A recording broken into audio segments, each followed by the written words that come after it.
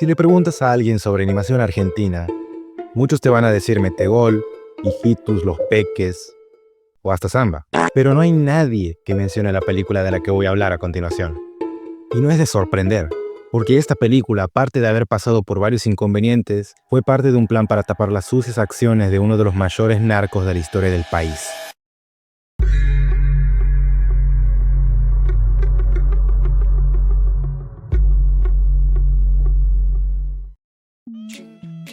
Buenas tardes. ¿Cómo están, muchachines? Seguro están con muchas ganas de matarme por irme tanto tiempo, ¿verdad? Sí, ya sé que he tardado como 85 meses en subir un nuevo video, pero esto tiene una razón totalmente justificable y que para nada suena una excusa por parte mía. Me olvidé la contraseña del canal. En realidad tardé mucho haciendo este video por un conjunto de razones que voy a explicar al final. Bueno, el video de hoy, como leyeron en la miniatura y vieron en los primeros segundos, trata acerca de una película animada, que salió muy mal y que se vio involucrada en un caso de narcotráfico. Y seguro se preguntan, ¿de qué película estás hablando? ¡Responde, inventero de mierda! Hoy les hablaré acerca de Plumíferos, una película animada en 3D del año 2010 hecha enteramente en Argentina. ¿Acaso será esta otra coronación de gloria? Déjenme decirles que no, y ya van a ver por qué. Como estoy seguro de que ninguno de ustedes ha visto la película, creo que es necesario explicar de qué se trata. Esta película nos cuenta las aventuras de un grupo de pájaros y una murciélago, en donde dos de ellos, Juan y Fifi, van a tener que buscar la libertad y aceptarse tal y como son, y también pelear contra un viejo. Sé que no es una sinopsis muy profunda, pero creo que es la mejor forma de describir esta película. Antes de pasar al tema más perturbador del video, haré un pequeño análisis a la película y les daré mi opinión acerca de esta. Y después veremos lo verdaderamente importante de esta historia.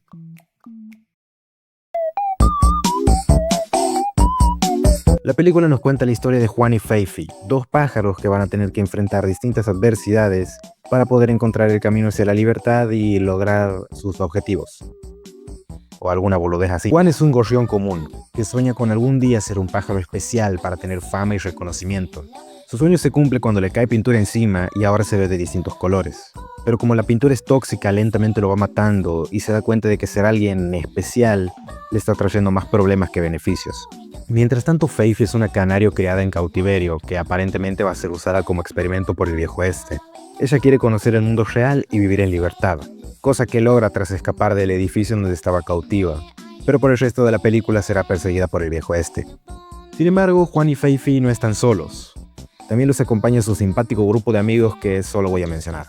Entre ellos están Pipo, Livia y Clarita, quienes junto a Juan y Fifi van a hacer muchas cosas divertidas, desde competir en una carrera de pájaros hasta destruir un edificio entero y dejar gente muerta. Y como villano de la película tenemos a este sujeto llamado Señor Puertas, quien es dueño de una compañía llamada Puertas Corporation, que nunca se nos explica qué hace realmente. Así que supongamos que es una empresa fantasma que sirve para lavar plata. Como pasó con la película, pero me estoy adelantando mucho. Como ya dije, este tipo quiere usar a Fifi para hacer un experimento o algo así. Y cuando Fifi se escapa, el señor Ventanas la va a perseguir por toda la película hasta capturarla y así dar paso a la pelea final entre un hombre multimillonario con la mejor tecnología del universo y un par de pájaros. Adivinen quién perdió. Ahora que saben de qué trata más o menos la película, voy a dar mi humilde opinión acerca de esta. Está horrible, no es mentira, pero sí creo que es una película bastante meh.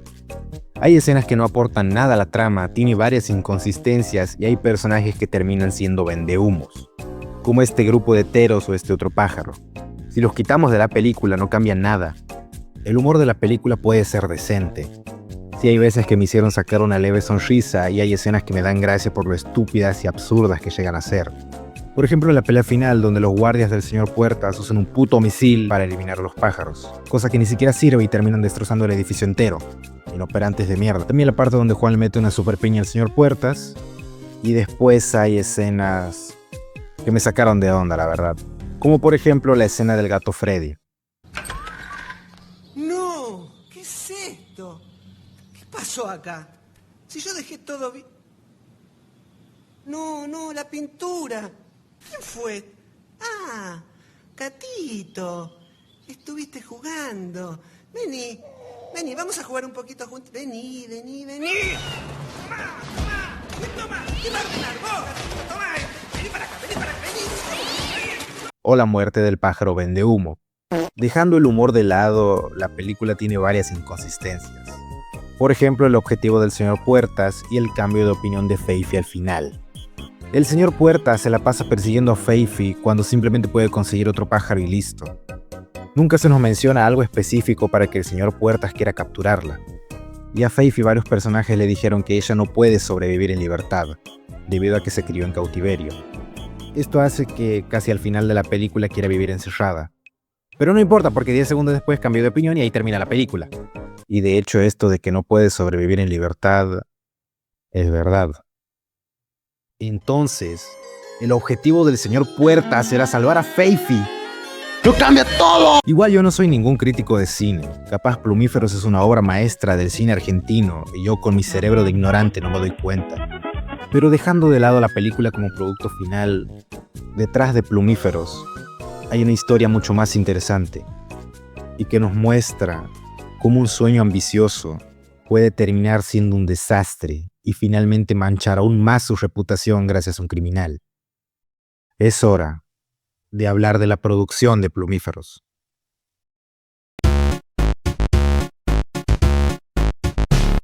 Para entender la historia de Plumíferos, hay que volver hasta los años 2000. Gracias a la crisis económica del 2001, dos sujetos en una escuela de cine se veían obligados a usar software libre para poder llevar a cabo las clases de arte digital. Y aquí se dieron cuenta que programas como Blender tenían un increíble potencial que todavía no era explotado. Conozcan a Claudio Andaur, Daniel De Filippo y Gustavo Giannini. Estos sujetos son fundamentales para la historia de Plumíferos y estuvieron presentes desde el comienzo. También hubo otras personas involucradas desde el principio, pero este video se va a enfocar principalmente en ellos tres. Plumíferos como tal nace entre los años 2004 a 2005, como una propuesta interesante para demostrar que el software libre podía ser una alternativa a los costosos programas con licencia. Lo que hace especial a Plumíferos es que es la primera película animada totalmente en 3D de Argentina, y la primera película comercial en usar software libre, principalmente Blender. Sí, antes de Flow estuvo esto. Claudio Andaur fue el principal encargado de la animación, siendo el supervisor 3D de la película. Daniel De Filippo se desempeñó como director y guionista principal, y Gustavo Giannini era el productor ejecutivo. Se encargaba de buscar inversionistas interesados en el proyecto. Ellos tres, con ayuda de unas cuantas personas más, logran hacer un primer tráiler para buscar algo de financiación, logrando atraer a Blender Foundation e Intel. Intel les iba a proporcionar las computadoras de última tecnología para poder hacer la peli, y Blender Foundation el soporte técnico. Si el equipo de Argentina tenía algún problema con el software, podían contactar directamente a los de Blender y les iban a solucionar el problema. También los de Blender se encargaron de darles reconocimiento a nivel global, por lo menos dentro de la comunidad del software libre. También los invitaron para formar parte de la Blender Conference de 2006 y 2007, el evento más importante de Blender, donde se muestran muchas cosas referidas al programa, proyectos, novedades, etc. Y después de esto la comunidad estalló. Todos estaban entusiasmados por la película y se mantenían muy optimistas. Era un hito para Blender, un programa open source en la pantalla grande. En la conferencia de 2006, el equipo mostró modelos, artes conceptuales y algunas escenas que ya tenían listas. Por lo que he visto. Si les soy sincero, no he visto esta conferencia completa. También en este año 2006, Manos Digitales haría uno de sus acuerdos principales. Aquí aparece CS Entertainment, una pequeña productora de cine propiedad de un abogado y empresario.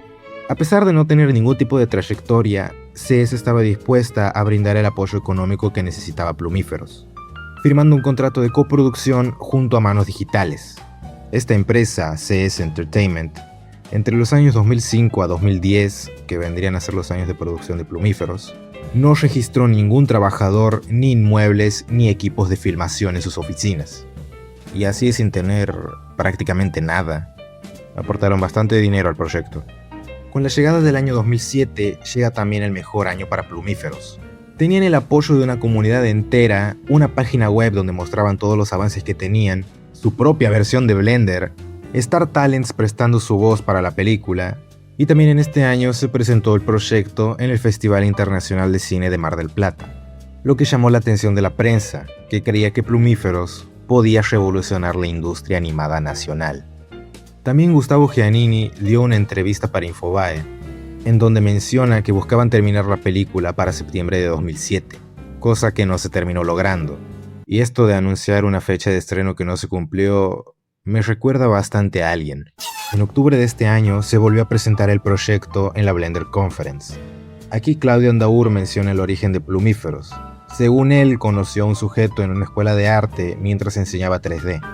No dio nombres, pero este relato coincide con las declaraciones que dio Gustavo Giannini en la entrevista con Infobae, donde menciona haber tenido la idea del proyecto junto a otra u otras personas que no sabemos quiénes son.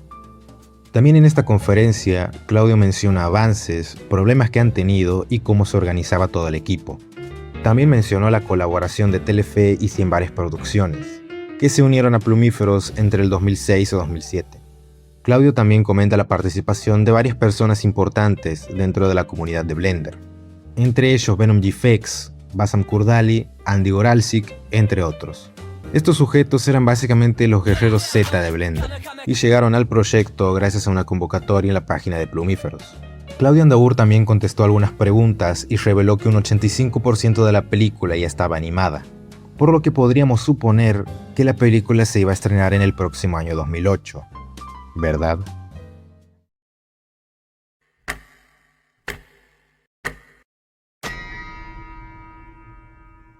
Cuatro meses. Sin ningún tipo de noticia acerca de la película. Nada de notas, entrevistas y tampoco ninguna noticia en la página oficial de Plumíferos. Para este punto, el público general y la prensa ya se habían olvidado por completo de que Plumíferos existía. Los únicos que todavía tenían algún tipo de esperanza eran las personas dentro de la comunidad de Blender, quienes recibieron una noticia en febrero del 2008 a través del blog de la página oficial de Plumíferos, que en resumen decía que las cosas iban bien, sin problemas graves y que solo se habían tomado un descanso. Pero esto solo era una fachada. Decían tener todo bajo control y mucha gente se lo creyó. Entre ellos este tipo que, aparte de apurar al equipo de producción, tenía una fe un poco exagerada en la película. Y también había otras personas que, digamos, eran un poco más exigentes con lo que querían ver de Plumíferos. Sin embargo, nadie sabía el infierno que el equipo estaba viviendo detrás. Unos meses después de esta publicación, alguien en la página de Blender Artist pregunta acerca de la película. Y aquí es cuando hace aparición Venom GFX, uno de los guerreros Z de Blender, quien llegó para aclarar la situación e indirectamente terminó desmintiendo las cosas que se dijeron en la página de Plumíferos. Para resumirles el comentario, que de paso pueden leerlo si quieren, ahí está traducido, Venom GFX nos cuenta que la película ha estado pasando por varios problemas que han impedido su avance desde octubre de 2007, principalmente problemas económicos. Por parte de los productores, había una mala gestión del dinero dentro de la producción. Y gracias a esto, casi todos los animadores dejaron el proyecto y buscaron otros trabajos. En el caso de Venom, él volvió en enero de 2008 para darle otra oportunidad al proyecto, pero las cosas simplemente no funcionaban y volvió a salir. También mencionó que se le hicieron tantos cambios a la película que ya era desmotivante seguir con eso. Y si la película se estrenaba en algún momento, iba a ser muy diferente de lo que se tenía planeado. Lo que contrasta muchísimo con el post de la página oficial, que decían tener todo bajo control mientras los animadores se cagaban de hambre. Con la falta de plata y la mala organización, no solo se fueron animadores. Claudio Andaur, una de las bases de Plumíferos, abandonó el proyecto, separándose completamente de Manos Digitales, un estudio que ya no era como antes, y que para este punto estaba en la ruina, debido a pésimas decisiones por parte de los productores y una total falta de experiencia a la hora de hacer una película. Los altos mandos de Manos Digitales, al ver que casi todo el equipo original se había retirado, decidieron buscar un equipo nuevo, quienes trabajarían en un total secretismo, incluso ante el director de la película, Daniel De Filippo, quien fue uno de los pocos del equipo original que se quedaron dentro de la producción. Este nuevo equipo, quien trabajó por más de un año sin dar noticias acerca de la película, ni siquiera en su página oficial, logró terminarla para comienzos de 2010, estrenándose un 18 de febrero y fracasando en los cines. No se hizo una producción muy grande. Ninguno de los Star Talents involucrados, que son bastantes de hecho, dio alguna entrevista o dijo algo para que la gente vaya a ver Plumíferos. El único marketing que tuvo la peli fueron carteles en las calles, una nota hecha por Telefe donde sale un tipo haciendo cosplay del señor Puertas, y también por este mismo canal se dio una promoción a SMS para celulares. Mandá plumíferos al 92800 y bajate contenidos exclusivos de la película en tu celular. Plumíferos al 92800. Chicos, ¿alguno sabe si la promo sigue vigente? Es que quiero tener un fondo de pipo para mi celular. ¿Alguien sabe si todavía sirve o ya no? Como iba mencionando, la película fue un fracaso en los cines.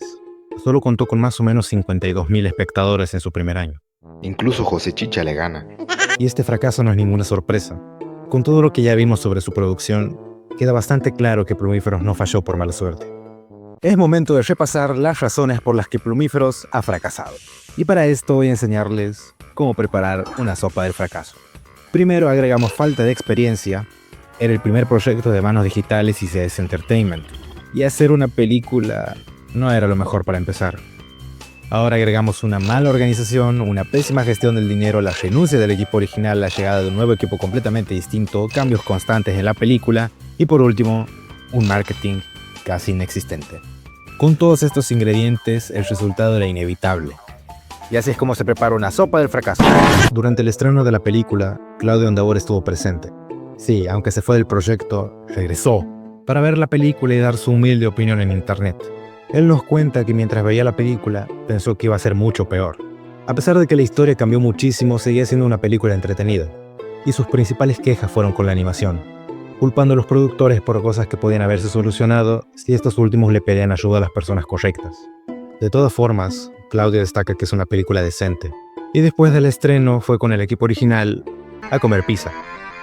Y con todo lo que les conté, uno podría pensar que la historia de Plumíferos termina aquí, siendo simplemente una película con una desastrosa producción y un final agridulce.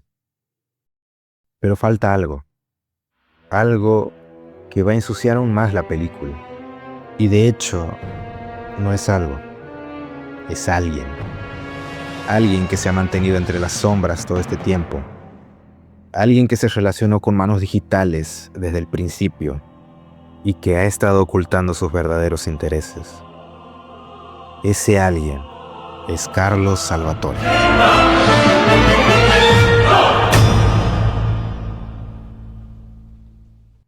¿Se imaginan que un simple abogado y empresario haya sido el líder de uno de los mayores casos de narcotráfico en la Argentina?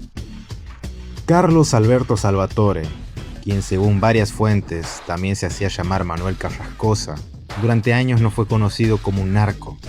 Para el público, la prensa y el ámbito empresarial, este sujeto solo era un abogado, un empresario más. Nadie sospechaba que era el encargado de dirigir un caso que después fue conocido como Carbón Blanco, quien junto a mucha gente movió varias toneladas de droga desde Argentina hasta Europa, a través de barcos que transportaban carbón donde se escondía la cocaína. De ahí el nombre del caso. Salvatore y su organización operaban de la siguiente manera. Cargaban las bolsas de carbón de su empresa, Carbón Vegetal del Litoral, SRL, desde la ciudad de Quitilipi, provincia de Chaco. Después las mandaban hasta el puerto de Buenos Aires y de ahí se mandaban hacia Europa, principalmente a los puertos de Vigo en España y Torres Vedras en Portugal. Para pasar esa droga por la aduana y que no haya ningún tipo de problema, no todas las bolsas de carbón estaban cargadas con cocaína. Y además tenían gente dentro de la aduana que se encargaba de revisar exclusivamente las bolsas limpias, y de esa forma pasaban desapercibidas. Pero había otro problema. Toda la plata que ganaban no podía aparecer de la nada. Para resolver esto, Salvatore operaba con un esquema de empresas junto a Leopoldo Carrena. Tenían como objetivo convertir el dinero sucio en dinero lícito. Al canalizar los fondos a través de empresas, esta plata ingresaba al sistema bancario como supuestas ganancias por ventas, servicios o inversiones. Según investigaciones, han utilizado empresas de múltiples rubros. De esta manera era más difícil que sospecharan de Salvatore. Habían empresas de inmobiliaria, construcción, asesoramiento legal y la que nos interesa, producción cinematográfica.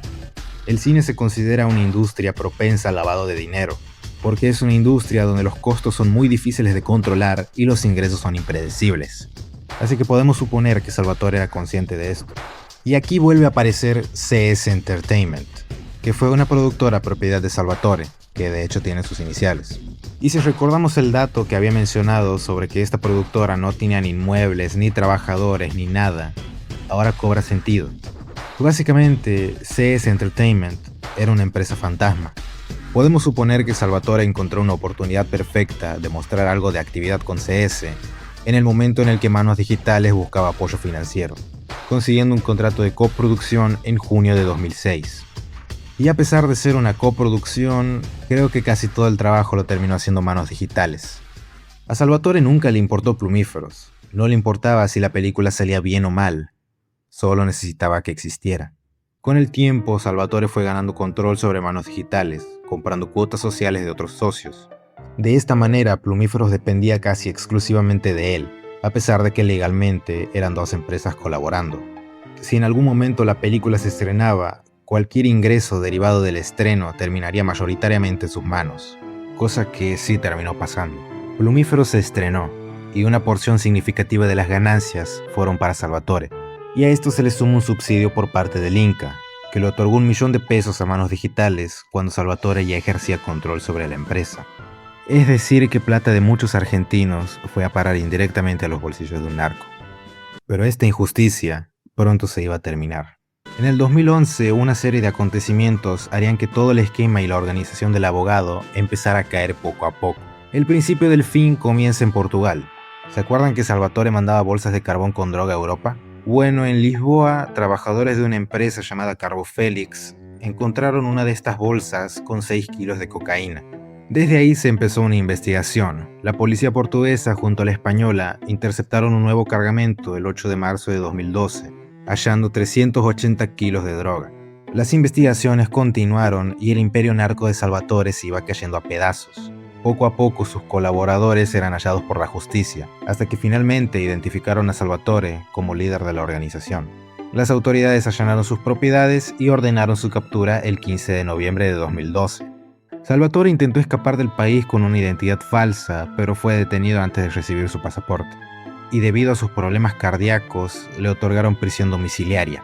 3 años después, en septiembre de 2015, se realiza un juicio contra Salvatore por todo el tema del narcotráfico, siendo penalizado con 21 años de prisión, y su historia termina en el año 2018. Meses antes de enfrentar un nuevo juicio, esta vez por lavado de dinero, el 9 de mayo murió tras un ataque cardíaco en el hospital Argerich, dejando todo un juicio que ahora iba en contra de su entorno familiar, y dejando una mancha imborrable para Plumíferos. Una película que nació con las mejores intenciones y que hoy en día nadie recuerda a menos que se hable de la causa Carbón Blanco.